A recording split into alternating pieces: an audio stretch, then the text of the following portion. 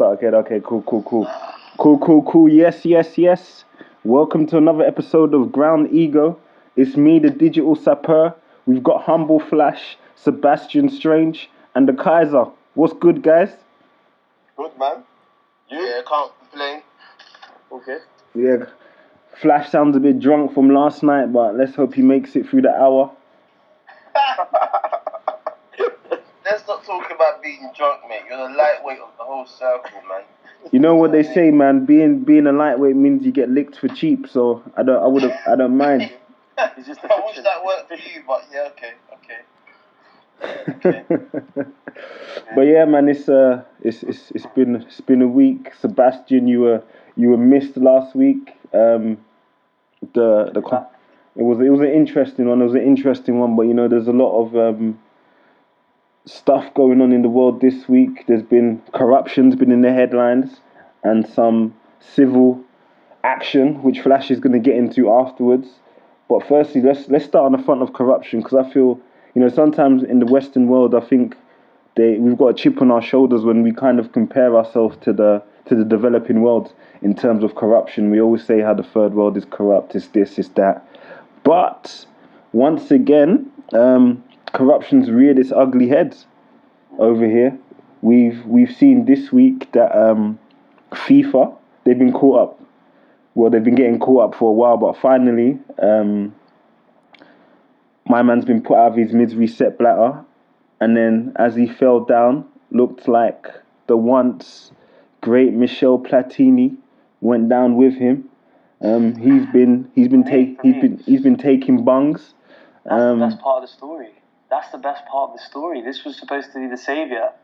This was supposed to be the guy with the squeaky clean reputation. He was a football man, great footballer himself. Was going to come in, would know how to run the organisation in the right and proper way. And lo and behold, would you fucking look at that? He's taking backhanders himself. I think that's the most amazing part of the story. What's his explanation for the what was it, $1 million euros? Yep. What's his explanation for it though? He must have an excuse. I hope he's got an excuse. I don't know. Anyone know? I don't know personally what his excuse for it has been so far. I think he's been holding counsel. I ain't heard much. Was that Kais? Does the excuse even matter? Because all it really is just window dressing, ain't it? Like a press release to have everybody at ease that everything else is running smoothly as always. What? So what you're saying? You just wouldn't like to hear from him at all. So you're saying that okay, just stay guilty and leave it to the courts. What I'm saying is that regardless of what they say, there's rarely ever any truth in it. There's no substance behind their press releases. It's just to keep everyone at bay, to kind of distract everybody from the true nature of the issue. Does it really matter? I don't even mean does it really matter if he gives an excuse, but I'm not trying to play devil's advocate, but I'm just asking, okay, so people in the organisation are taking backhanders or bungs to grant things favourably to people. Like, I don't know. You referred to the developing world. Like, I'm just is it super significant? Is it super important? Is what's like?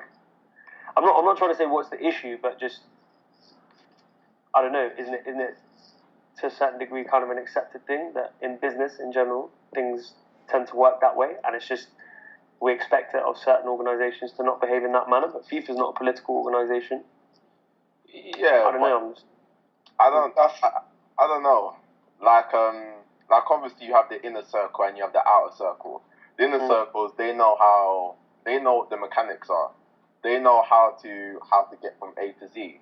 Whereas there's a bit of a distance between the image that they put off to the public and what actually happens behind the scenes.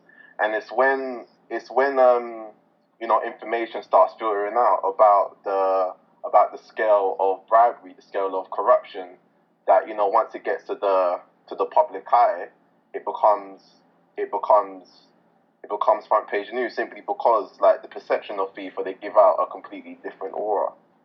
So like I think everybody knows about the dodgy dealings that tends to happen in business, but because there's a contradiction there, people are always prepared and willing to pounce on it and crucify. That kind of leads me on to what I'm going to say next. It's like Blatter and corruption. It's been discussed for probably the best part of the last decade. But for me, it was kind of interesting, that it all came out, this year it all came to a head. And not even that it came to a head, it's the way it all happened, the FBI getting involved. And I'm thinking to myself, what is America's interest in this? What's their stake in this? And me, I still don't know the answer to that. But a few people saying after Russia got awarded the World Cup, and then USA got into beef with Russia and Putin, is this part of their payback? No, definitely, it's to do it because, to be honest, for everyone always knew about this corruption anyway. And to be fair, I never really cared. As long as we got a decent World Cup and we got some great goals and some excitement, I wasn't really bothered, in terms of how television deals are sold for £1 million, and then Jack Warner go and sell them on for about £400 million. That didn't really bother me.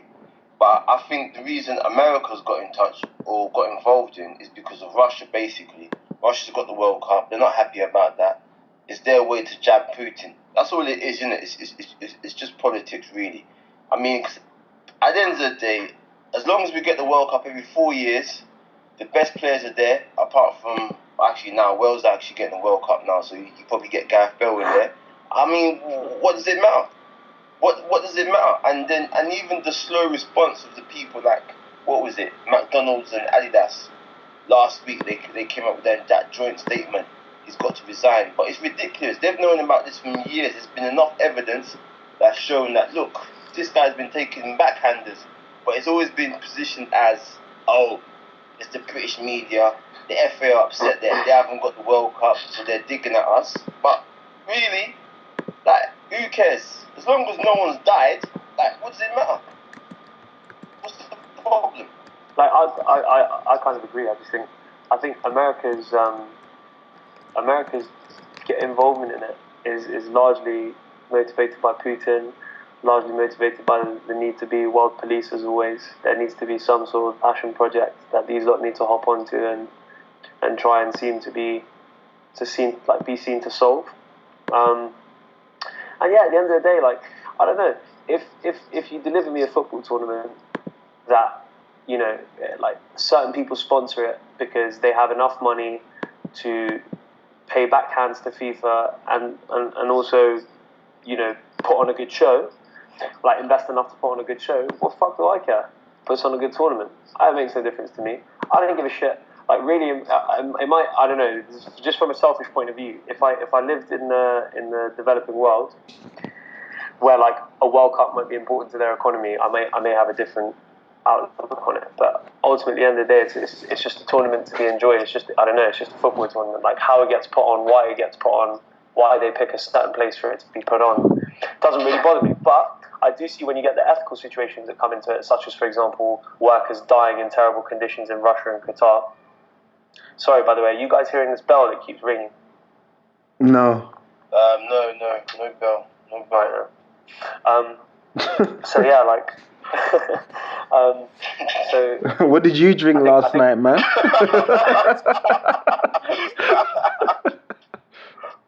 Too much rare nephews, actually, to be honest with you. But dangerous. Yeah. No, what I was saying is, yeah, I think when the human element comes into it, such as workers' conditions, then obviously it's a harder pill to swallow. I think if bribery and corruption was going on for places to win the World Cup, but human rights wasn't an element that was affecting it, do you think people would really give a shit? Would the papers have something to write about? Was it important? Of course not. We still win. They're just upset because they poured out Prince William. Do you know what I mean? Yeah. Prince William won the battle all over the place with David Beckham assuming the position, but they didn't get the World Cup. Like, come on. Like, this is a country where HSBC Bank has been found to be the bank for the cartels in Mexico. Like, you don't see anyone protesting about that. It's ridiculous, isn't it? It's ridiculous. And then America, what America needs to do is concentrate on their own country first. Try and make that a better place for every single person before they start trying to police the world. You know. I think that's an interesting point. That was something I don't know if it's for another agenda, but perhaps is important to touch on later, because I think again in the news, America has revealed itself as being one fine place to live, particularly if you're a kid who goes to school. And yeah, they definitely got their own issues to sort out. But I think if you, sorry, not to go off on a tangent, but if you look at other sports, Formula One as an example, right? Bernie Ecclestone runs Formula One pretty much as an autocracy, inside out. Now, okay, recent rule changes have probably made the sport more boring, and it's not really going through its finest patch. But it's kind of a formula that's worked, like in our very first conversation when we spoke about it's almost easier when one guy is just in charge and dictates. Like, it's very simple. The way countries get Formula One races is not really to do with, where would it be nice to put on a race? Of course not. There's two things that matter. How much commercially is that race going to be able to make? Not for the country that hosts it, because they all operate at a loss for the country that hosts it, but how much they're going to make for the Formula One machine. And secondly, ergo as a result, how much is Bernie going to bank from it happening there? But at the end of the day, the drivers get to drive another race. We get to see hopefully exciting racing. Who gives a fuck? I don't care. I don't care. Make money out of it. So you think the ends justify the means? In what sense? What's the ends and what's the means? Well, in the sense that as long as there's a good show, it doesn't matter how they put it together. No, yeah, well, monetarily. When again, so. Yeah, that definitely explains Qatar, I guess. Then. Yeah, the human element, I understand. So yes, obviously, when you start, using slave labor pretty much to build things, then yes, then of course it becomes an issue. But I'm just saying, if it was a case of, England or Scotland have the opportunity to put on a Grand Prix, the English government or whatever has more money to fund paying Bernie Ecclestone for the rights to have the Grand Prix. It probably means they also have more money to put on a better show. Ergo, I'm going to see a better show. So I don't really give a shit if the Grand Prix is in England or Scotland, because England has more money. But I don't think that you can treat the instances as two separate issues because they're intertwined. Like yeah. No, they are. I'm not disagreeing with you. But I know what you mean. Yeah. Sorry. Anyway, carry on. Sorry, I cut you off. I was done. I was just making another point. Cool. Yeah. I was hoping you would elaborate. So basically. But then let's look. Let's be honest here. Let's be honest, lads. At the four of us here, deep down, do you really care that as long as no one's died, okay? Do you really care who hosts the World Cup? Personally, I don't even think people dying is an issue, because and I'm gonna tell you why. Because I got an iPad, I have an iPhone, I have Nike trainers, I got Adidas trainers. Yeah. We all know about the story behind the production of these products, but still we purchase it. We know the wages that people are living on. We know that people die in these factories. We know that there's high instances of suicide in these factories simply because of the working conditions. But we still buy. So it kind of begs the question: do the ends justify the means? To that point, guys, I read this article a little while ago. I told Tej about it at work. This food critic, he was basically writing about how this whole fair trade fair trade, organic, I don't know, free range, all this bullshit has basically become this like hipster fad that everyone's obsessed now with the fact that shit should be fair trade, for example, which obviously has at its core a good cause attached to it, but like with everything, becomes more of a fashion and a fad, and it's just ironic that like people when they're out getting fucked up, whether it's drinking, smoking a joint, taking whatever sort of drugs, did they stop to ask their dealer if that shit's fair trade?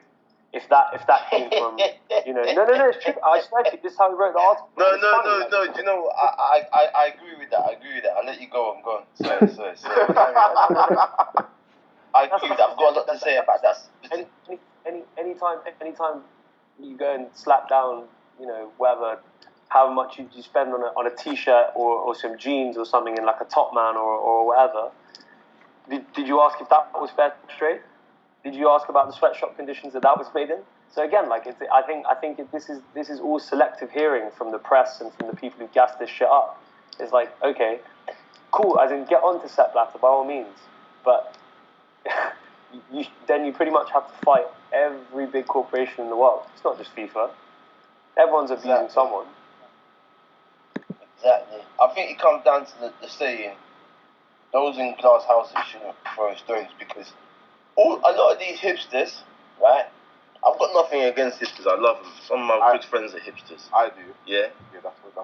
But here's the problem: when they run around in Shoreditch or wherever else or wherever they are in Clapham, and they're about to bend down in some dingy toilet, and they're about to sniff on some repressed cocaine, yeah. And then they're gonna come out and then speak to me about what I'm wearing and what type of meat I'm eating and whether my meat is organic or not. Have they thought about the hundreds of Mexican children who've disappeared? Have they thought about that? Have they thought about the Brazilians and the Peruvians and the Bolivians who are dying all over the place? They ain't thought about that shit. That's why they can go fuck themselves. I don't care what they got to say. Ridiculous. It's like people now telling me, oh yeah, listen, I get my meat from here, innit? My meat's organic, yeah? Like, what are you talking? It's dead. Doesn't matter how it's died, it's dead. You're eating a dead animal.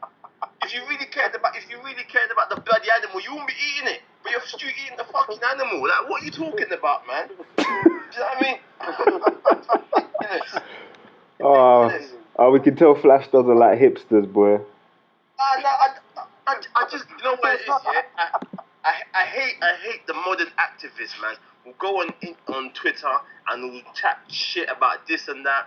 But then there's some bloody nightclub in some toilet sniffing some 20% cocaine, and they're telling me about the meat I'm eating, or about these Nikes I've got on my feet, or about this iPhone I've got. I'm like, what are you talking about? Look at your nose. Clean your nose first, before you talk to me about my bloody trainers, mate. About my bloody meat. I'm vegan because I want to cleanse my body, but I don't mind snorting a couple lines of cocaine on a Friday. It's the whole notion of it is fucking ridiculous. It is. Speaking of that, yeah, I think this is a bit juicier than the whole corruption stuff. Like, speaking of, these modern day activists, can you guys remember when a couple months back that advertising campaign come out for Beachbody Ready, and then they started vandalizing all the posters across London, and there was bare beef. Like, I thought that was kind of stupid, because if you look at our media industry, the magazines, movies, the same image on that poster is what's within all of these mediums. But once again, people take the easy target. No, but look, let us be honest, biologically honest, right? If you're fat and overweight, you're unhealthy. You're killing yourself. So really, all these bleach ready images, size 8 and size 10 or size 12, you're healthy. When they're talking about I'm proud and I'm size 20, and no, fuck off. You're killing yourself. What's so good about that? Oh, Flash. What's so great about that? That's a bit extreme, mate. That's a bit extreme. But no, it's the truth, though. It's the truth. What's so great about that? Not everybody that is size 8 is healthy. Some of those people, you don't know what they're going through. Them anorexic, bulimia sufferers. Okay, that's why I said. That's why I threw in size 10 and 12. That's why I threw in 10 and 12. But come on, man. When when you're walking down the street and both your thighs are rubbing together, but I'm proud and I'm a plus size. I'm a big curvy girl. Like, no, fuck off. Hey, Flash, you're gonna get this podcast attacked, you know. Nah, look, listen. Let's be honest. It's not right. I know you're a gym freak nowadays, but man, I don't know. No, it's not even about being a gym freak though. Them people will have so much pressure on the NHS because of their size. Likewise, the same people who get drunk every Friday and Saturday, get into beef, get knocked out, and end up in A&E. I can talk about that. I'm the same person, isn't it? I'm just as bad as them. We're putting a lot of pressure on the NHS that doesn't need to be there. You know? Come on, man. Let's call a spade, bruv. It's not right. Come on, man. Please. I'll tell you what. Whilst I definitely agree with a lot of those points, what I will say is that I just think another reason why that whole protest was stupid is I just think there's this inability to accept things for like what they are or the way they are. Like people try and make a crusade out of the fact that okay, like the notion of beauty. Let's just say in the West right now, okay, yeah, the notion of beauty is, you know, that chick who looks beach body ready in those protests, in those posters, and it's like, yeah, that's just you know, in different generations of society, notions of beauty are different. Way back in the 1700s, it was attractive to be fat. People would have themselves painted bigger than they were. So what if you were a skinny fuck and couldn't put on weight then? What are you going to do? Go out and protest and be like, oh, it's unfair? Like, or more importantly, plenty of people were poor and couldn't afford to get fat. It was a sign of wealth as well as beauty. It was a sign of wealth as well as beauty. So like every generation has its notions of beauty that naturally, like all human beings around the world will aspire to. If I go to China, I'm not going to be that beach body ready image is going to be something that I could never physically attain just because I'm never going to be able to look Chinese. Why would I kick, like, I'm not going to kick a fuss off about that. That's just what that society deems as its notion of beauty. And I don't buy into this notion of putting that poster up is going to make every fucking 16-year-old girl want to turn around and be that way. No, that's bullshit. That's that. If you're the kind of person who looks at a poster and that's what inspires you and that is what makes you aspire to a certain thing, then it's the human that is, you know, that has to be addressed. And I'm not. Listen, some people have obviously, you know, there's genuine, legitimate issues that, you know, people will face, insecurities and whatnot that will make them wrongly aspire to that kind of thing. So I'm not just saying, oh yeah, fuck it, you're not a strong enough human being if that's how you react to it. Of course, some help should be extended to people who maybe do have issues with that, but I just don't think you can turn around and like blame a booze company or whatever. I don't know, not a booze company. I don't know what was the company that did it. I don't even know who the fuck it was who did it. But I can't even remember their name, man. Whoever. Anyway, I just don't think you can turn around and have a go at a company and say, look at what you're encouraging. Fuck that. The reason they got that idea in the first place is because that's what public perception of beauty is. Simple. That's exactly that. There has to be some accountability, though. Like, I don't know. I don't think that you can just say that regardless of what a company does, the social impact shouldn't be placed on their shoulders. Like there has to be some kind of responsibility. Hence why there's so much legislation in place to protect people from ruthless forms of advertising. Yeah, but Kaiser, like it kind of touches on what you guys were talking about last week, and obviously I missed it, and it's probably best, I guess, not to go too deep into it again. But you know, like the notion of how a club judges whether a woman's beautiful or not. Let's, you know, that poster, right? Let's just, I don't even know if she definitely was, but let's just say she's a white blonde girl, yeah? That means that not only, why, okay, fine, yeah, so, you know, the focus of it is we're portraying skinny to be, you know, the form of beauty, and therefore anyone who's not skinny, it's having a detrimental effect on them. Okay then, what about anyone who doesn't have the same size breasts? What about anyone who isn't that tall? What about anyone who doesn't have that skin tone? What about anyone who doesn't have that hair color? Like, so then where does it end? What are you supposed to do? Take a fucking photo of every one of the 7 billion people in the world and stick it up on a photo and say, are you Beachbody ready to appease everybody? No, it's simple. Different societies have different notions of beauty. Like, how could I, if it was in an, let's say it was in an African country, or if it was in a Middle Eastern country, right? And one of us went to the other respective countries and stood there and was like, oh, that's pissed, man. My ethnicity, my gender, my size isn't represented as beauty here. Well, obviously not, because that's just that. Like, different places have different notions of beauty. That's simple. That's what like, you know, that's what diaspora, diversity of as I said, you know, races, genders, etc. brings. Like, don't you just think it's normal? Definitely, I think, I don't know if that's what Kai's trying to say, but I think there does need to be a balance. There definitely needs to be a balance, but then it's like, it's trying to find that balance, isn't it? It's the problem, okay. Because now you've got all these, like, say for example, Kim Kardashian and Nicki Minaj and stuff, right? With their big asses. Everyone, we all know they're fake and whatnot, right? There's women in America, or just maybe there was one girl from England. She flew over to America to get the ass shots, and she died. Like, that stuff happens, innit? Because people go to that extreme of trying to look like Kim and Nicki, but they can't afford the surgery. They can't afford Dr. Miami, or they can't afford a cheaper version of, you know, someone in the Dominican Republic.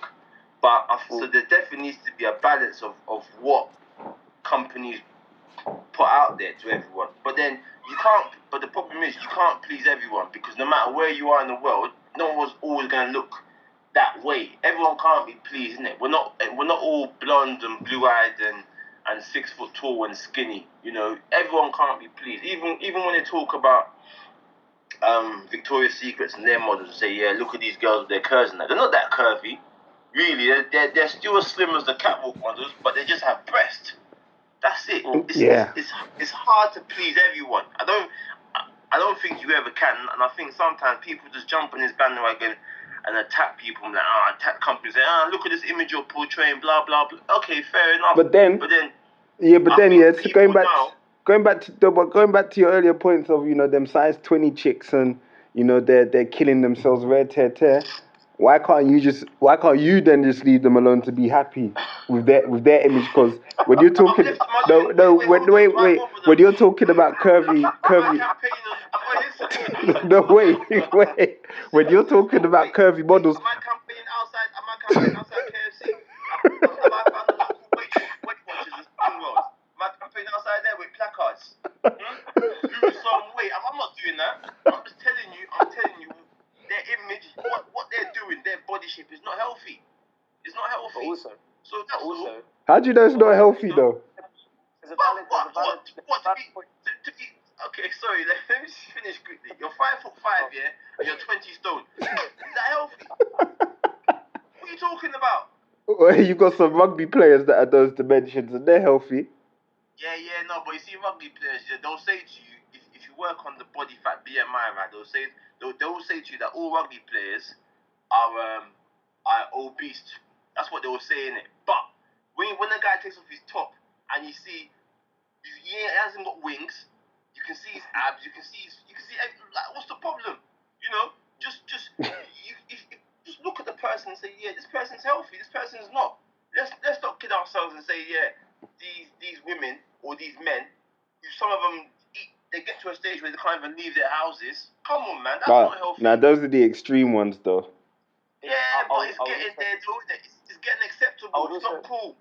Yeah, but I remember, I'm saying I only said so because I watched a documentary a couple months ago on plus size models, and there's a lot of girls who are following these plus size models as their role models, and they're kind of helping them to deal with the perception of their weight. You know, they're dressing in clothes which they probably wouldn't have worn previously. They're getting guys to link them, or if it's the same sex that they want to link them, and they're happy. They're happy. So if they're happy, what's the issue? There's always BBW lovers, isn't it? There's people like that. That's not a problem. There's always gonna be that. That category on Pornhub pops, mate. It's not a problem. Yeah, it's not a problem. But it's not healthy. It's not healthy. And some of these women, they're sitting at home on the camera and they're just sitting there eating. YouTube and the guys are watching that, but it's not. There's nothing great about that. Just because you've got 100,000, 200,000, 300,000 guys saying, yeah, lovely, eat some more, all these feeders and that. That's not cool. Come on, man. Let's not kid ourselves. It's not healthy. It's really not. A point to be added there that if Flash was going to take exception with that, with you know, if Flash was going to bother them, there's a more justified reason, which is that so long as you pay any form of tax or contribution to the NHS in this country, you have a right to object to draining of the NHS's resources unjustifiably. I'm not saying that therefore women like that should just be chastised. But I'm just saying if you're gonna compare which is a bigger issue socially, obesity is a bigger issue than you know what our notion of beauty in society is. Exactly. And look, if you're a certain weight, right? I'm not sure if it's 16 stone or I think it's 16 stone. Don't quote me on this, okay? If you're a woman and you're 16 stone, your doctor will tell you they don't recommend for you to get pregnant because it's not healthy for you and it's not safe for the baby. So what does that tell you? It's not healthy. You can be a plus size woman. You can be sitting there on YouTube eating food for all these guys all over the world, but then you are not allowed to get healthy. You're not allowed to get pregnant. Mate, how do you know these chicks are eating food on YouTube? I've never heard of this phenom. Listen. I've never heard about this. Listen. There's a whole wide world of that, mate. Where there's women. They're online. They sit there. Guys will whatever. They'll pay for them. They'll whatever, as you call it. They're there paying the money by PayPal or whatever else it is. And the woman's just basically. Yeah, and the woman's just basically sat there eating food. And the guys will watch that. They're called feeders. They love it. Feelers? They love it. Feeders. Feeders, man. Google it, bruv. It's out there, man. What? Did you say feeders or peelers? Feeders. Now, but how did you come across this topic? I just want to know how Channel 4, man. Channel 4, bro. You see, because you seem to know a lot, boy. Mate, you can't beat a Channel 4 documentary, man. And then I will even break it down even harder. To be honest, at one point when I was thinking I need to make, a second line of income, I thought, yeah, let me get a couple of fat birds, create a website, and then that's it. I'm good. There's a market out there. I pimped them out. Ladies, just remember his Twitter tag name is @HumbleFlash if you want to get at him with abuse. Anyway, we're all fucked. Hey Flash, you're gonna get kicked off the airwaves by the plus size squads. I'm ready for it. I'm built. Hey, these chicks will come harder than the beehive, man. You need to mind that. Nah. As long as the beehive don't trouble you, you're fine. Don't say nothing about Beyonce, man. You're alright, mate. Do you know what I mean? Exactly. Word to Kerry Hilson. Yeah, don't say nothing about Beyonce, man. Do you know what I mean? If you want to value your digital life, but looks. On a serious note, man, this is pick up all the feeders out there, man. You know what I mean? Check me in 2016. I got a site for you. It's no problem. I only need 10 chicks, man. 10 plus size chicks. I'm good. Well, so what is this? So is this like a babe station, but for food? Yeah, basically. Look, dude, you don't understand. There's so many. These guys have got so many quirks that it's not just basic, a guy, a woman having sex. Nah, they want, they want their stuff in it, mate. It's what they do, innit? It's what they do, man. Thank God for the internet. I guess that's bringing a new meaning to the pornographic term of cream pie. But anyways. Yeah. But listen. Today, I think it was yesterday. Yesterday was the 20th anniversary of the Million Man March in Washington, D.C. Yeah, what is that, man? Because if you're ignorant like me, you may have heard of it before, but I don't know anything about it. Let me explain it to you. So basically, it was organized 20 years ago by Louis Farrakhan, the guy who's in charge of the Nation of Islam. He's not as bad as people make out, to be fair. He does make a lot of valid points, but anyway. He just says it very hype. Yeah, he organised this march, and then it was between 800,000 and 1.2 million black men turned up, where there was discussions and people were told, look, man, we've got to do better. As a black race, we've got to do better.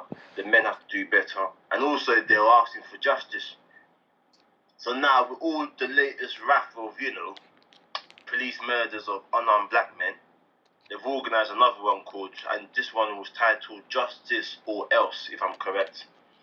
So I think it was probably about, it was less than last time, so it's probably about 500,000 people turned up. A lot of celebrities were there, whatever, Diddy, J. Cole was there, just a lot of people. And then, but yeah, J. Cole's always at these things.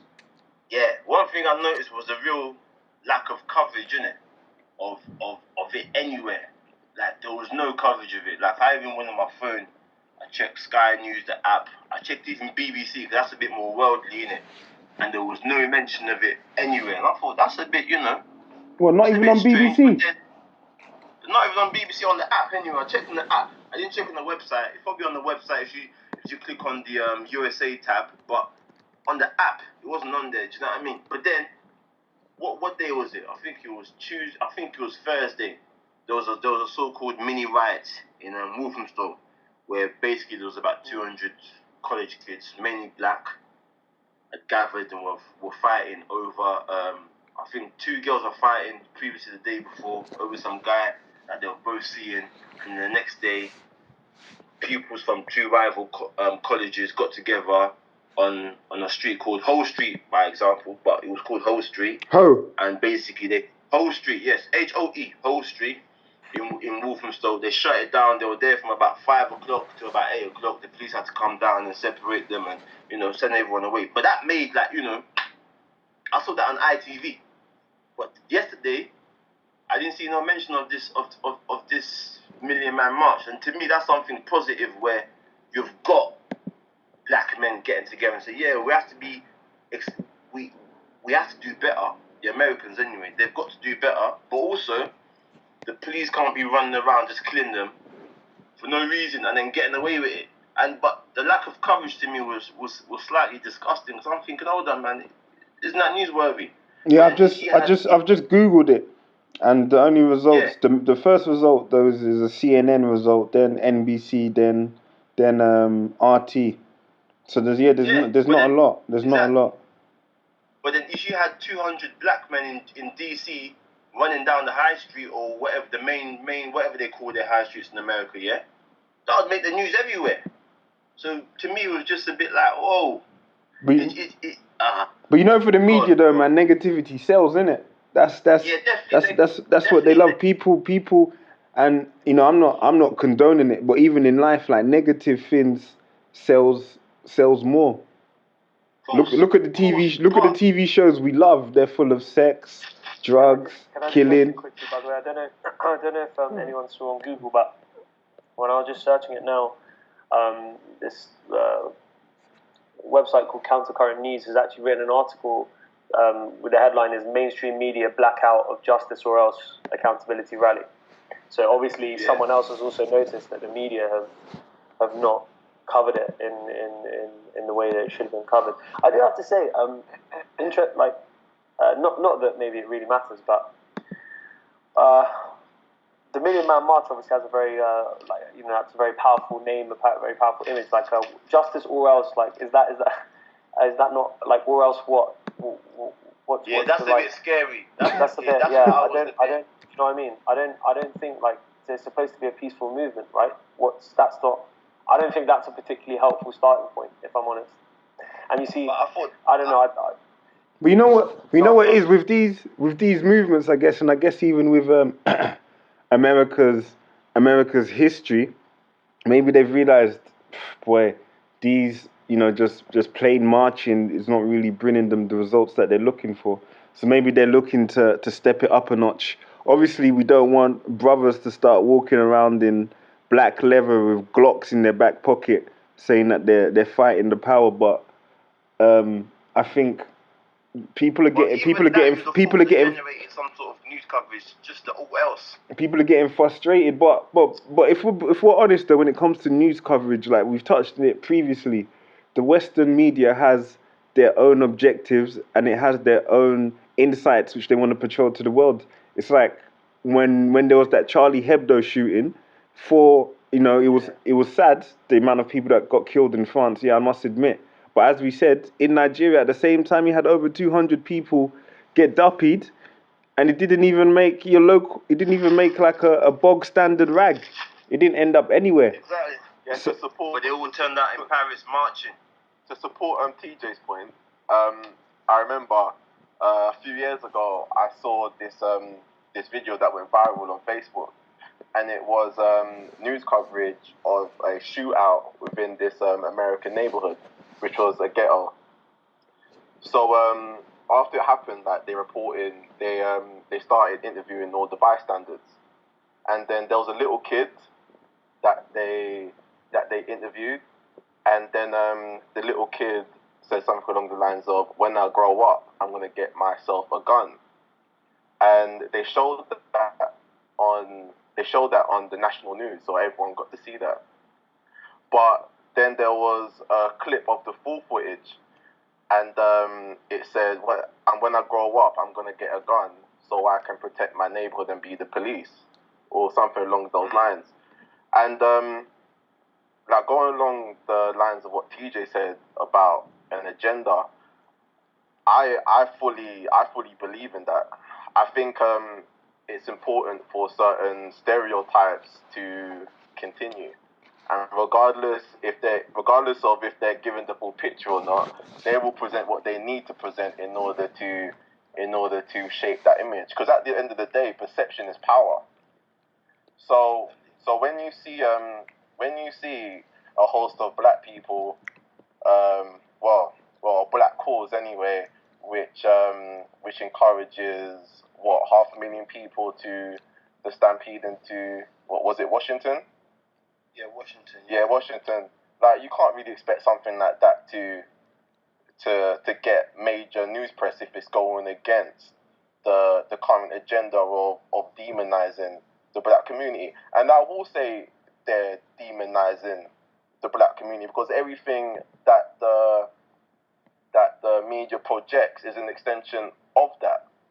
And that's why I said earlier about companies having to be accountable for the images in which they put out, because at the end of the day, it's not just a thing where, oh, you put something out and how people respond to it, who gives a shit?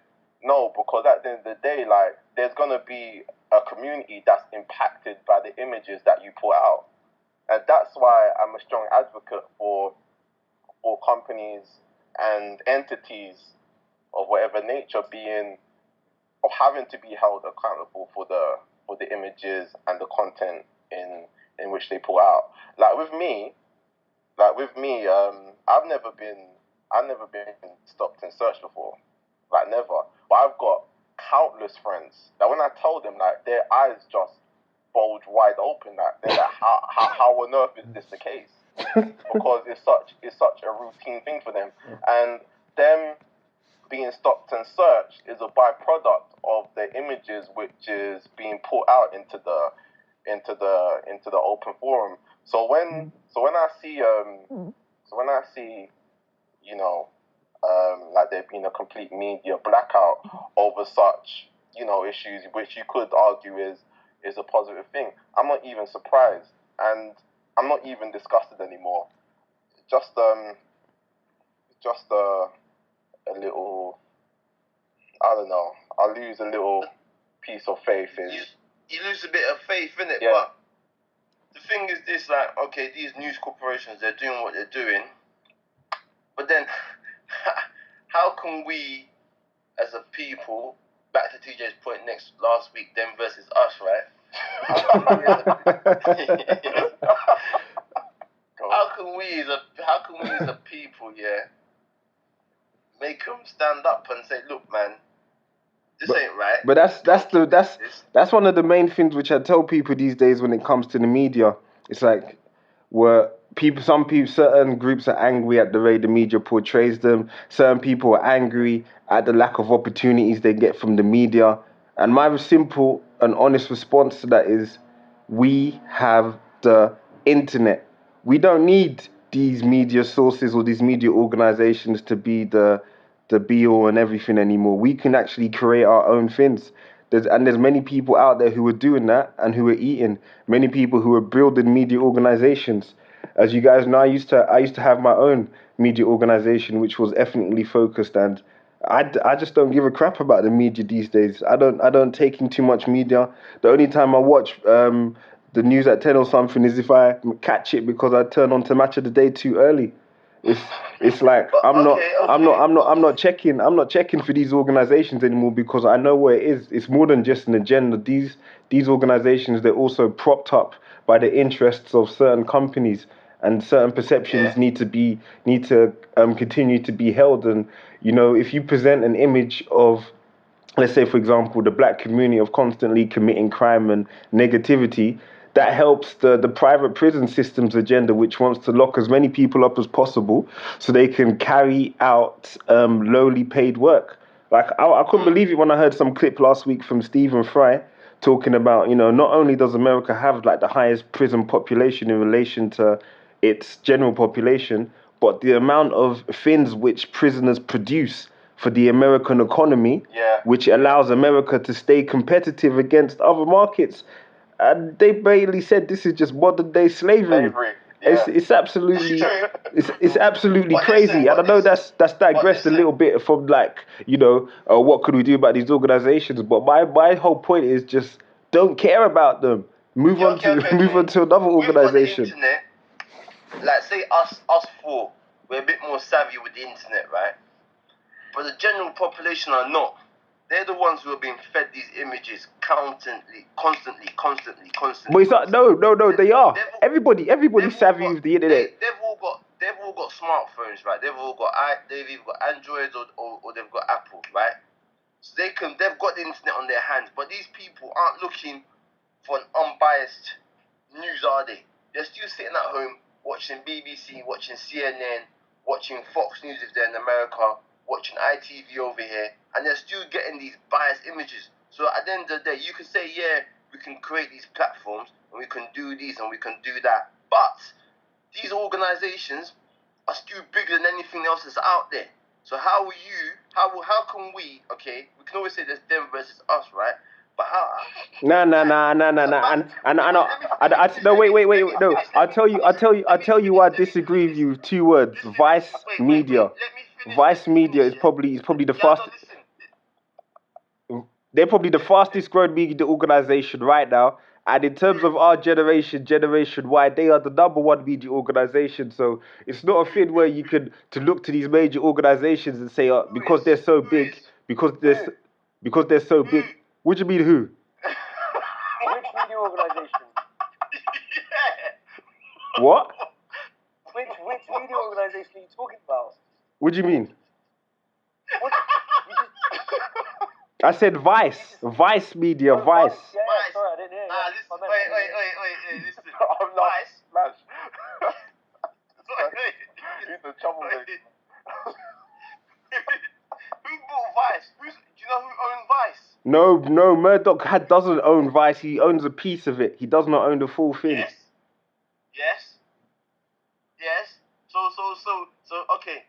One of my guys is leftist hipsterdom at the top, right? He's a hipster and he's leftist. He says he doesn't even fuck with Vice because they're owned by someone. If the devil owns a percentage of you, who, let's say that's Murdoch, right? How can we come to you and say, yeah, this guy, you're talking the truth? You can't. Nah, man. There's a reason why it's a percentage and not a large part. When you're open to the capital markets, sometimes you can't block all forms of money coming in there. And that leftist hipster, I don't know who he is, but he needs to fall back. Listen. How many people are there in this country? How many people in this country? 70 mil? Alright, 70 mil, right? In the UK. The UK, out of that 70 mil people, say, I don't know, about 50 million have probably got a smartphone of some sort. You could say 40 million, right? out of that 40 million, right? How many of them are gonna open their phone and be looking for unbiased news? There's no such thing as unbiased news, though. No, but how? Okay. Look, the thing we live in a bubble, in our bubble that we think, yeah, okay, we know what the world's going on. Quote unquote, we've got our third eye open, right? Which is called London, which is London, which is all well and good. Stay woke. Stay woke. Yeah, exactly. We're woke, or we're not woke, which is all well and good, right? But Jonathan, okay, who lives in Ipswich, or Steve and Mandy who live in Cornwall, are they woke? Is their eyes open? They're the ones who are going out there voting. They're the ones who are going out there supporting these corporations. So you're that's the one I'm trying to say is, yeah, we can say, okay, yeah, cool, there's RT, there's Al Jazeera, whatever, who's giving us another view of the world, right? But then the majority don't give us stuff. That's my whole point. The majority don't give us stuff. So what can be done, if anything, yeah, to get these organizations to turn around and say, yeah, look, yeah, you guys have got a point. Yeah. Let's make a difference, because people don't care. That's my whole point. People don't care. The majority of people in this country do not give a stuff what we think and what we're saying about certain subjects in terms of, okay, cool, yeah, that's unbiased. These people don't, they're going about their day-to-day life, mate. We can rant and rave and jump up and down, yeah, but then the majority of people, they're already lost, mate. And the thing is this, they're going to keep reproducing. They're going to keep reproducing, and their kids will be lost, and their grandchildren will be lost. And it sounds defeative, but I just don't see a change happening, man. We haven't even got leaders who are pushing what we can project as the right side of the argument. We ain't got no leaders. We've got J. Cole, cool. Who else? Who else is out there that's out there, you know, pushing the right movement? No one. But then the majority, they're out there reproducing, mate. And they're winning. They're winning. So I tell you what it is. I tell you what it is. I think you know, it kind of lends to your point. There are people out there pushing for these changes. There are leaders out there, but unfortunately, they're not marketable. They're not able to reach. They're not able to reach the masses. Yeah, they're not being heard. But yeah, there's loads of these people that exist that they unfortunately end up, you know, just being part of like marginalized and very small groups. And then because they don't get heard, they turn radical. Then they lose the essence of their point. Exactly. Hence why you've got the Stay Woke crew. Third eye open, baby.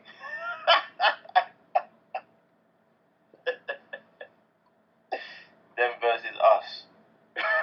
Nah, I think you misunderstood the whole them versus us point I was trying to make. I wasn't trying to say, you know, them versus us in terms of me versus the man. I tried to say the issue with that whole girl at the club and then light skin versus dark skin is that it's a portrayal of two sides, two opposing sides, the them versus us. That's all I meant. I said if you get rid of that whole them versus us mentality and it's just us getting on with life, then some of these issues will be diminished. They won't be removed forever because we're humans, but they'll be diminished. But at the end of the day, if you want to continue to remix my point to get laughs and sound bites, then go for it. It's all good. I don't care about no sound bites, man. I just want the trolls to attack me. Come at me, girls. But listen, yeah, them big boned ladies are coming for you. Like I said, ladies. At Humble Flash on Twitter. Yeah, at Humble Flash. You keep putting them big bones and see if they'll come for you too, mate. About big bones. We've all got the same size bones, man. Shit. But anyway, listen. It's true, man, because as a human race, we don't always see ourselves as the same people, innit? I don't even think that's ever going to change, unfortunately. I think there's always going to be a divide, innit? And I think the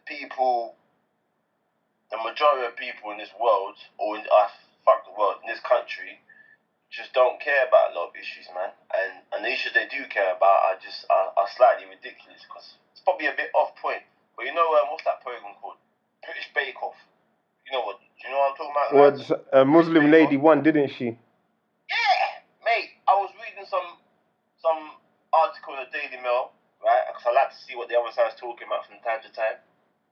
And in the comment section, I was like, wow, it was legendary. It was amazing. It really. Someone said, yeah, she's from Leeds.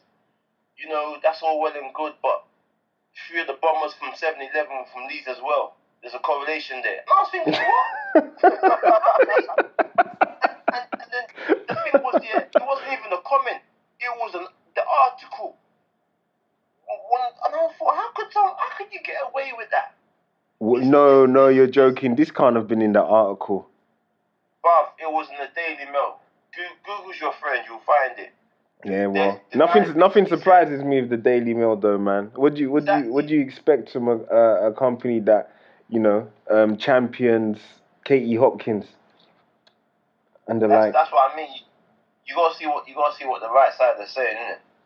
That's why, you know, you need them, and I think, and some people like it takes it back to the point about I don't think we discussed it before, but it's about political correctness. Me personally, I'm not really a fan of it, because I want someone to say what they really think. I want someone to say how they really feel about me or about anyone else, because then you know, okay, that person, you're the devil, mate. I'll stay away from you. And it's simple, innit? and unfortunately, in this country, unlike America, they will say what they feel a lot of times. Do you know what I mean? You go on Fox News, they're saying what they really feel. Here, we don't really get that. It's more underlined. And I'd rather if people just came out and said how they really felt. Because then you know who you can fuck with and who you can't fuck with. And that's it. Do you know what I mean? You don't want people to be pretending that they think you're alright. But once, you know, you want to know the truth, don't you? Or am I wrong? Yeah, I'd rather know where I stand, where these people stand. Exactly. But that's what I was gonna say earlier on. Yeah, with some of these Western countries, it's kind of like, I don't know if any of you are Star Trek fans, but it's kind of like the Borg. These countries bring you in as an immigrant or whatever, and they want you to kind of assimilate underneath their flag into everything which they're about. Like, for example, lately it's been so weird. So many ethnic people I've been talking to have been complaining about these potential migrants coming in. And there's me thinking, you guys aren't even, to quote Nick Griffin, indigenous Brits yourselves. You guys were migrants at some point, and now you're complaining, saying, oh gosh, if these guys coming from Eastern Europe, what's going to happen next? I don't know what's going to happen to my neighborhood.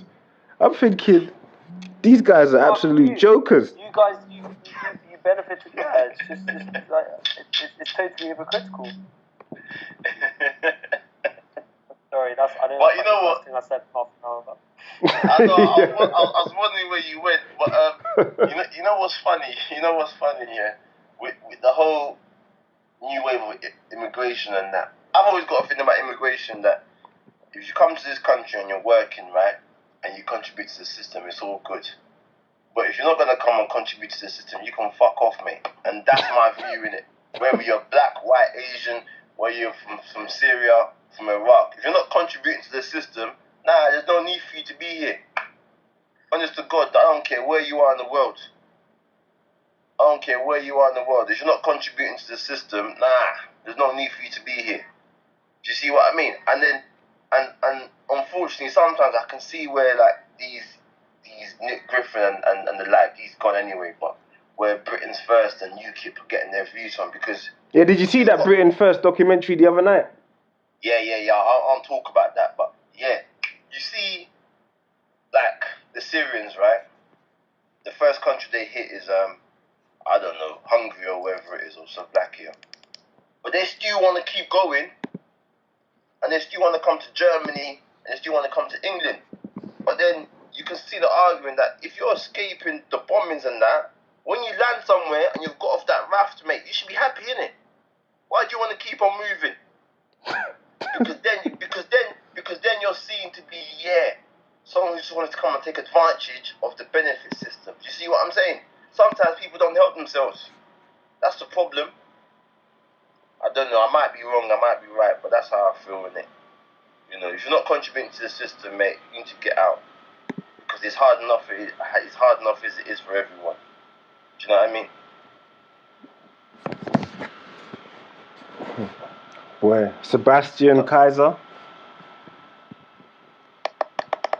Yeah, I mean, sorry, excuse me, getting a little bit quiet, but I was just interested to listen, particularly with regards to obviously the protests in America and kind of your guys' view on how the media feel and react towards that. I do definitely think that the issue also that I think fails to get mentioned really is that, like, in America, you know, particularly with the okay, you saw it a little bit with the Black Lives Matter movement, but I just found it quite surprising how it's still left to a large extent to be an issue that should only be resolved by black people in America, much the same way as it was 50 years ago.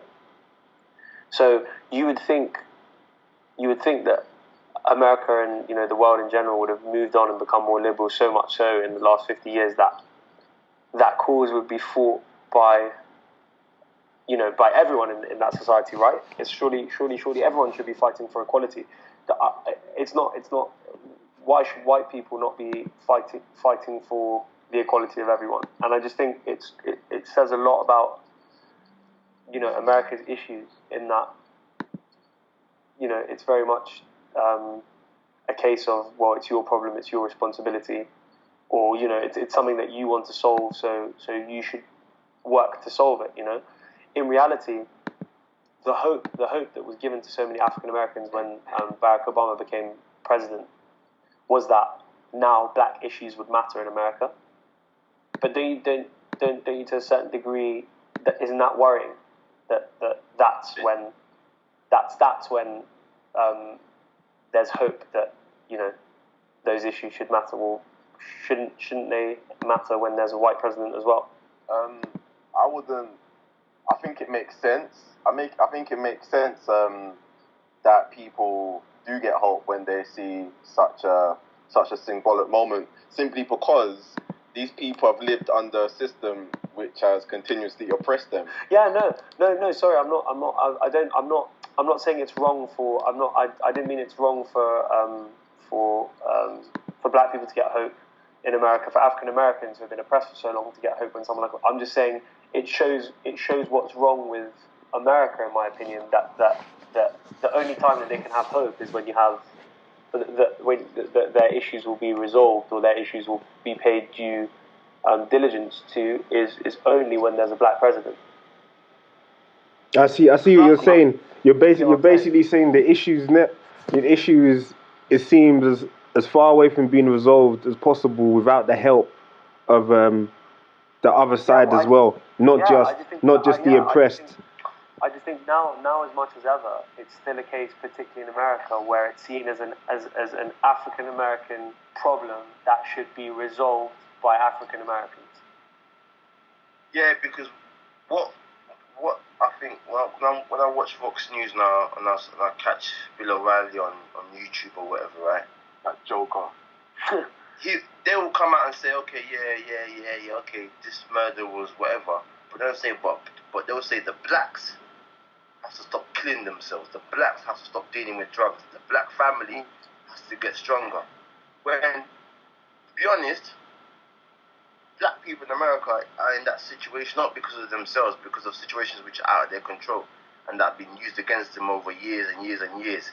Because like when after the civil rights were done and they said, okay, we're all equal in this country, now shut up and get on with your lives, right? That's what it was like in the 60s and the 70s. Now it was done, then you had the industrial prison population or whatever, or industrial prison complex, right? That's come up, cool, and then all black on black crime and whatever else it is. And so, okay. What we're going to do to you now, we're going to give you a mixed race president. Now shut up and carry on with your lives. Oh, but then the police brutality is still carrying on. So what are black people in America going to be given next? Because now they've given the president and things haven't really got that much better. What are they going to get next? There's nothing they can get next. But then it's also true equality. It's also a big illusion of just thinking, a black president or an Asian president or, whatever president of color would help the prospects of that corresponding ethnic group. Because if you look at America anyway, and the way in which power works, and even in the House of Reps or whatever, the president can't really say, okay, he wakes up in the morning and say, I want to pass this and this is going to happen. He's still got to be able to convince all the different sides. He's got to be able to convince the lobbyists and stuff like that. And politics is a murky game. In the East End, they say it's a mugs game, and I can't help but agree sometimes. It's like, and I repeat, because the internet has enhanced this. For me, it's down to it's the power of the people and the collective masses to kind of take it upon themselves to make change. But in regards to America, that whole place is just messed up, man. There's a saying that goes, start as you mean to finish. And that nation was started by killing a whole load of Native Americans and doing a whole load of debauchery over there. So for me, that country's always going to be messed up, man. No matter how much they try to give us the appearance that it's not a messed up country. That country is extremely messed up. But at the same time, also going back, even though he probably said it condescendingly about blacks need to stop killing each other, the fact is, the matter is, we do. If you go to Chicago and take the gun killing rates for there, it's something which is terribly sad, and these issues need to be tackled. And it's not a fact, and it's not a thing where it's just blacks. There's a whole load of things which contribute to the situation. The availability of guns in the UK, in the US, the right to bear arms and stuff like that. It's like we can have these killings, and when they happen, and the war on drugs as well. It's all of that passed down from Reagan, and then that whole consumerist image which they pass on to people, and then people not having enough money to live, and then cheap credit. All of this is just makes economic trifle of fuckery. So you see, in terms of Chicago, that over the years I've always been watching documentaries and reading articles about it. Like they had I forget what guy was called. Rick Ross rapped about him. Is it Larry Hoover? Yeah, Larry Hoover. Yeah, he was the head. Is it Larry Hoover? I can't Big remember. Meat. What? Big Meat's Larry Hoover. Yeah. He was the head of the gangster disciples in Chicago, or whatever it was, right? And basically, that's when in Chicago you have two main black gangs, right? And basically there was a structure. That's what these gangs had. Like, you had someone right at the top, and then you had the generals, the lieutenants, and then it just filtered all the way down to the guys in the street. And obviously, yes, okay, you had these killings and whatever else it was, but it was a lot more structured.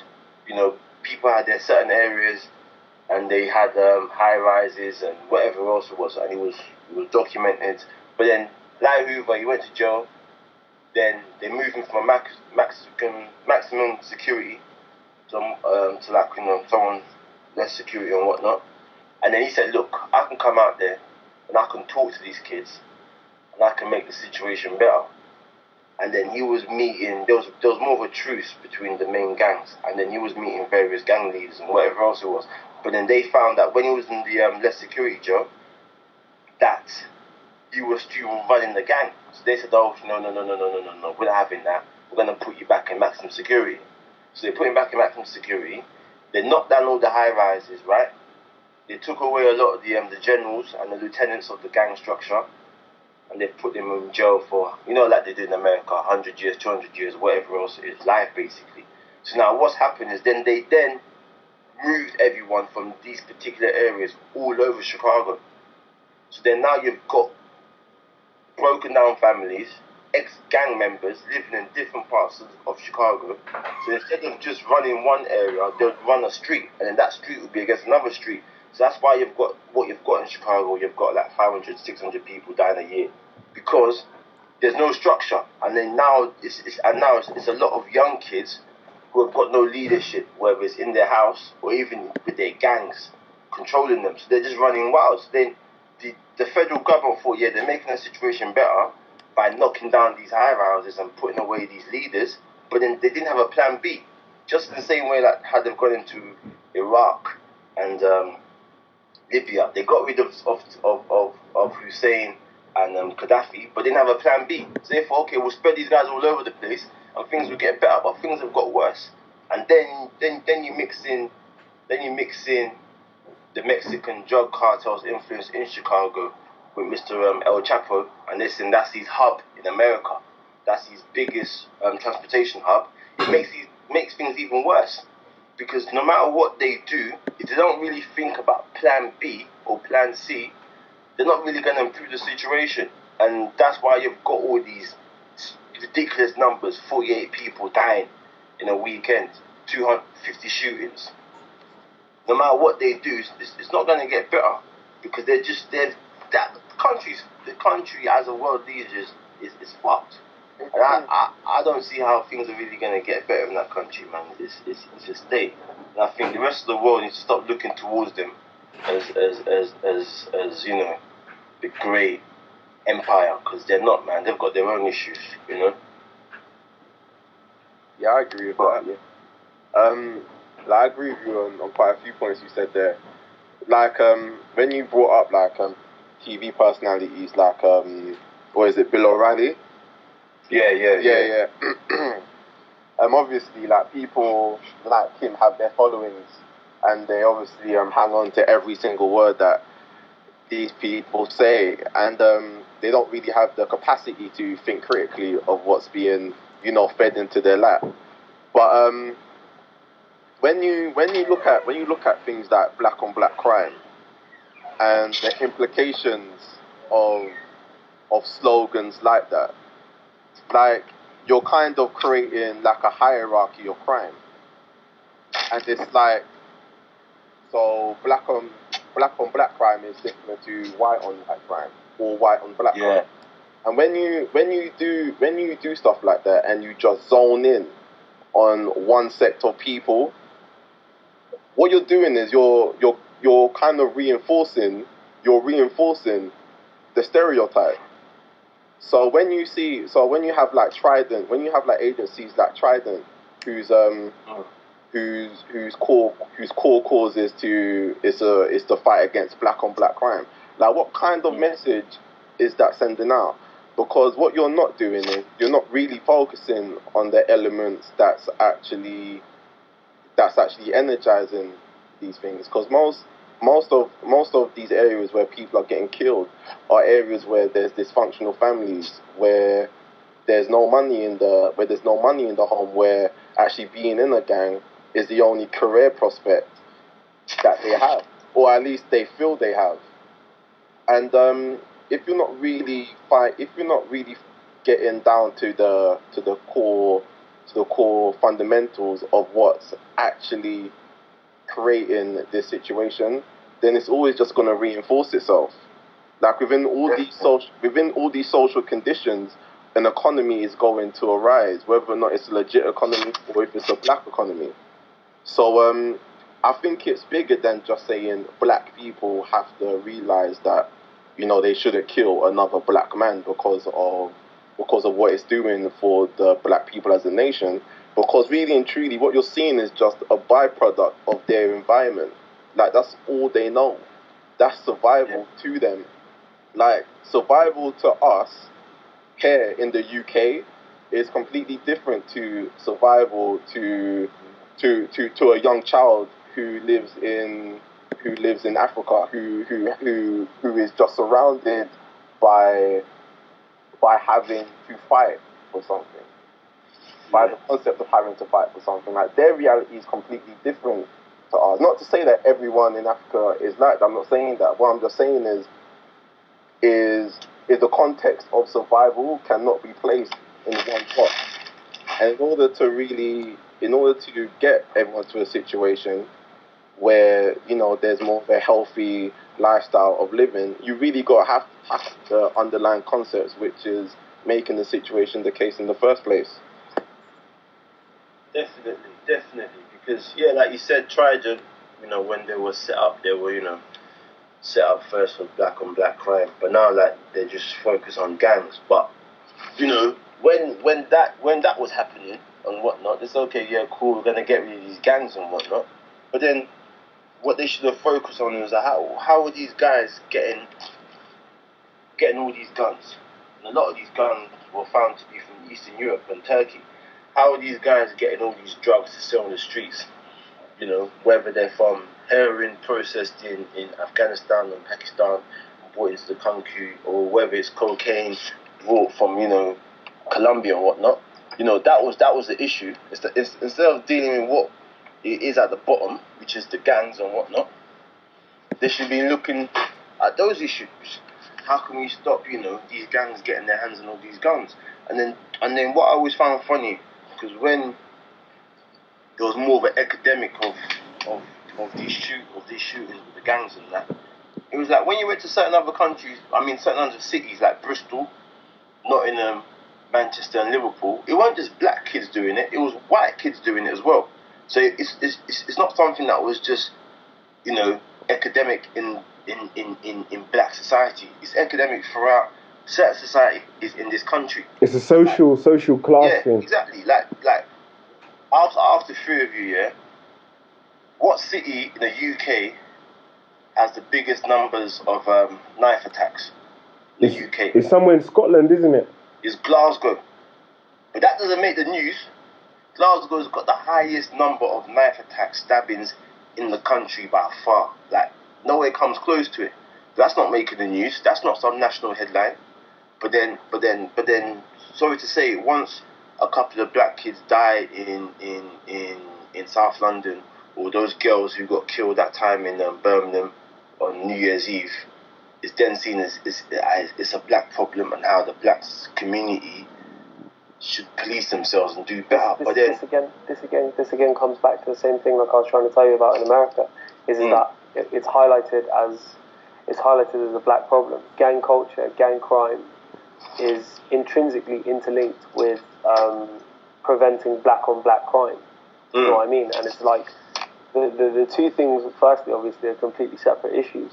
But also, like, it's difficult. On the one hand, from the perspective of any minority community, of course stick together, of course promote each other, of course don't do detriment to each other, right? So if you're a minority community, like, you know, in America or in Britain, the black community might be, right? Don't, like, you know, obviously the theory, the mentality should be almost, you know, Mourinho-esque siege mentality, not us against them, but, like, you know, we need to promote ourselves, we need to better ourselves, we need to look after each other, okay? But then on the flip side, the danger that comes with that is that you then also highlight yourselves out to be a minority, whatever minority you are, you know, any minority group that becomes that starts to build, you know, almost like a trench, and to say, yeah, okay, so this is our dividing line. Well then, if you start talking about black on black crime and black on black killings matter more, why is it any different from white on white killing? Do we not consider ourselves all to be equal? So it's like that's a very difficult. Do you see like the two sides of the coin that I'm trying to say? That I think it's a very difficult. It's obviously a very hard thing to balance. It's like, you know, like, yeah, like we should love each other and we should, you know, as like, you know, like as a community promote each other, fine. But then aren't you also bringing on, like, encouraging discrimination, encouraging segregation by segregating oneself? Yeah, definitely. And I think it was Mr. Digital who just said it. It's a social issue, because when you look at the history of America, say the history of, say, New York, for example, and Chicago, when you had like immigrants of an Italian, of an Irish, of a Jewish background, they had their gangs, didn't they? Like the mafia and stuff, and they were out there killing themselves in large numbers. But then when they were able to then move up from that social ranking, their numbers have gone down, haven't they? Their numbers have gone down, and that's the same thing that's happening to black people, because right now they're stuck in those social standings where they can't move up. And then history is showing in America that when you're in those social standings, crime's high, innit? And your victims again look like yourself. But then it's instead of people saying, okay, yeah, cool, it's the social standings and whatnot, they say, nah, actually it's a black problem, and you blacks need to do better. But right, just doesn't happen, does it? And the people who are feeding this narrative are the likes of Bill O'Reilly and the Daily Mail. Like, the Daily Mail is the biggest selling paper in this country. Yeah, did you even the website? Did you know it's like one of the most viewed websites in the world? I couldn't believe it. In the world, exactly. What, the Daily Mail? Yeah. Yeah, the Daily Mail. Like the Daily Mail. the Daily Mail group, because you know they got like a US version as well. Yeah, like it's one of the biggest in the world. Like, Fox News is the most watched news channel in America. Like, people sit here and think, yeah, when they voted in Obama, it showed that they're a liberal country, but deep down, Americans aren't. They're still very much a conservative country. That country is most certainly not at all a liberal country. It's not. It's scary. It's just scary how your like average Joe Blogs in America is super conservative, but and just so ignorant. Like, it's not. It really is. It's scary. The delta between the difference between perception and reality in terms of the average human being in America. And the awareness for that is so low. Like, this country cannot compare in terms of, like, it makes here look like a paradise. It does. It really does. Like there, and to touch on both what you Flash and Digital said, which is that, like, it is definitely a social issue, but it's like in America in particular, like, it's a social issue because issues such as, crime, gang culture, killing, occur obviously within the lower echelons of society, and by virtue of racism that exists within American society, not only black people but a lot of minorities are obviously find it hard to progress. It's just most obvious within the black community because it's just been so obviously enacted in America. So then the lower echelons of society are unfortunately made up largely by a minority in America that are involved in crime. But as you said, it gets attributed to being a black issue. So people like Bill O'Reilly or racist people in America can refer to that community of people as these animals who kill each other. But no, if it was flipped on its head and the white man was the one who was living in ghettos and projects and involved in then it would just be white people killing white people. Because look at countries where there aren't a lot of black people. What, you're telling me there's no crime? Exactly. So the problem really is the causal link, particularly in somewhere in America that's suggested between being black and crime, gang culture, murders, effectively. It's like, and it's just shocking. It's shocking how little that perception has shifted. I obviously, I wouldn't know, but from observation, I studied that period of America's history quite closely. Like, from what I observed, at base social level, beyond very obvious segregation, very physical segregation, like where you can sit on a bus or where you can sit in a stadium, do you think proportionally in 50 years things have progressed like they should have for black people in America? Definitely not. No, 100% not. Just because there's a man at the top, that means nothing. 100% not. 100% not. Because America was only really, you could argue, an assassination away from having it 50 years ago. So, was it really? Has that much changed? Nah, definitely not. But then it's like okay. Do you think in this country we'll ever get to a stage where we would have our own ethnic prime minister? Do you think that will ever happen in this country? It's possible. But it shouldn't. I don't think. In reality, the ideal scenario would be that question wouldn't need to be posed. Yeah, it wouldn't need to be asked. Yeah, definitely. Because it should in reality be unimportant, right? Yeah. It should be unimportant. You know what? Yeah, I remember when I got into an argument previously with somebody, and they were talking about the colour of politicians. I was like, I don't really mind what colour they are, just as long as they understand the background I'm coming from and the community that I'm part of. Because let's be honest, man, you've got people who are same colour as us, but they're not representative of the backgrounds which we've come from.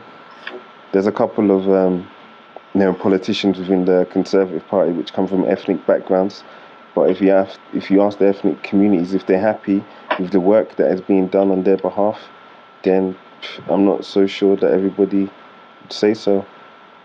It comes I just want the best man for the job, or the best lady for the job.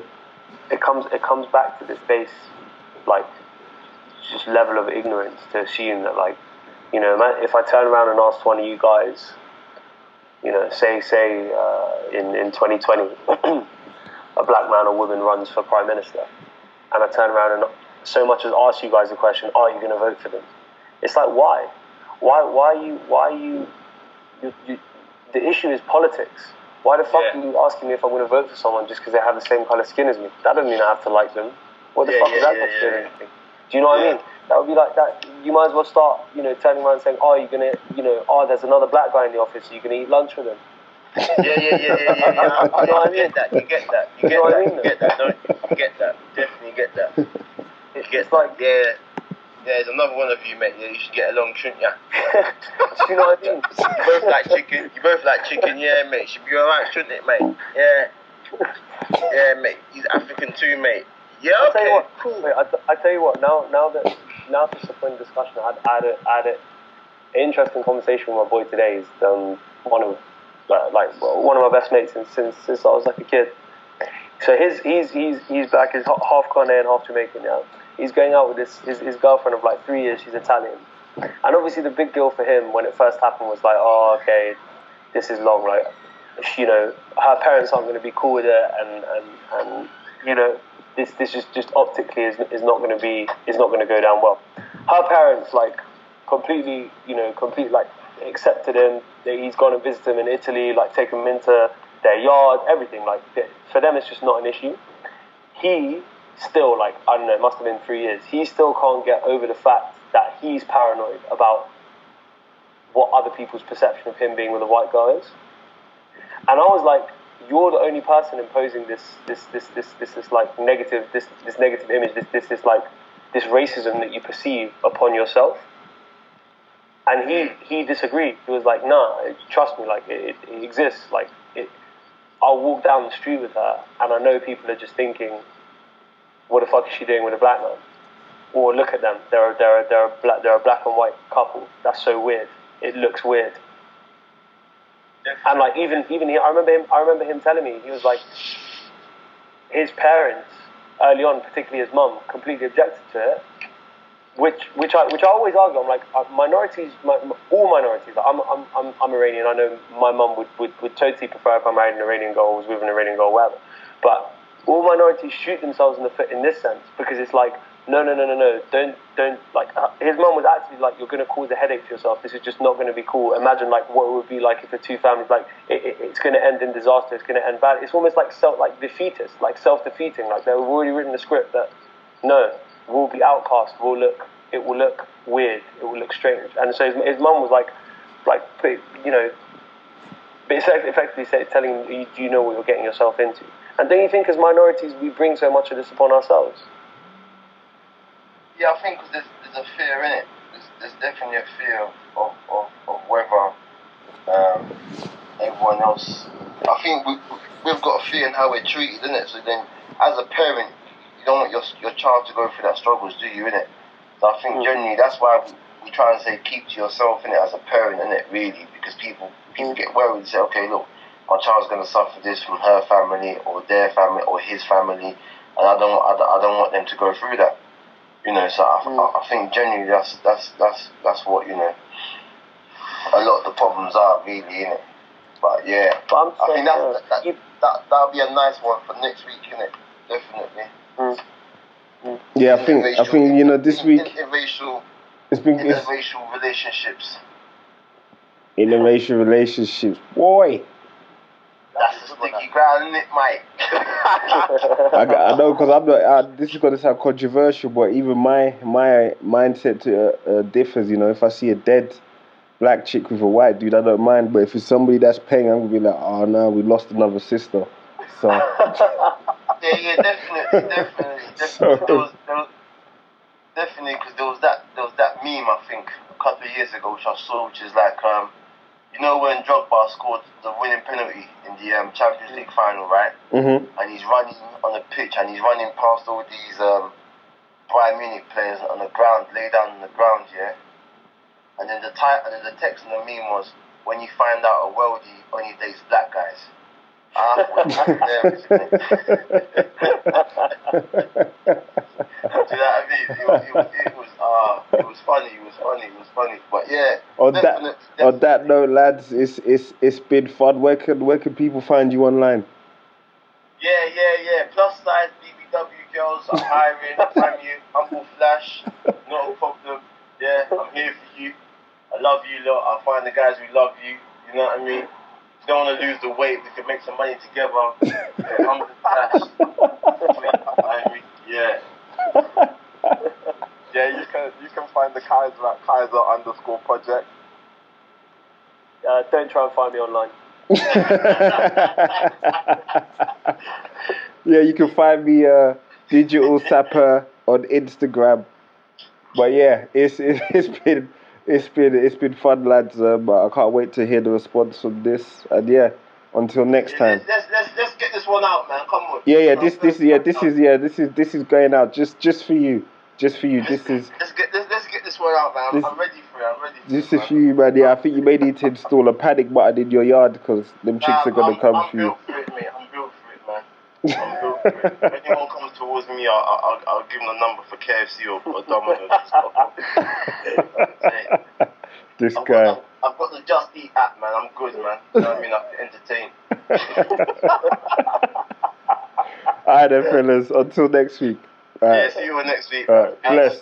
Have a good week. Bye.